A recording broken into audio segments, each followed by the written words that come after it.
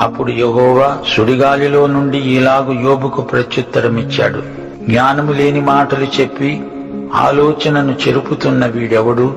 పౌరుషము తెచ్చుకొని నీ నడుము బిగించుకో. నేను నీకు ప్రశ్న వేస్తాను, నీవు దానిని నాకు తెలియచెప్పు. నేను భూమికి పునాదులు వేసినప్పుడు నీవెక్కడున్నావు? నీకు వివేకము కలిగి ఉన్న ఎడల చెప్పు. నీకు తెలిసిన ఎడల దానికి పరిమాణమును నియమించిన వాడెవడో చెప్పు. దాని మీద పరిమాణపు కొలవేసిన వాడెవడో చెప్పు. దాని స్తంభముల పాదులు దేనితో కట్టబడినవో చెప్పు. ఉదయ నక్షత్రాలు ఏకముగా కూడి పాడినప్పుడు దేవదూతలందరూ ఆనందించి జయధ్వనులు చేసినప్పుడు దాని మూలరాతిని వేసిన వాడెవడు?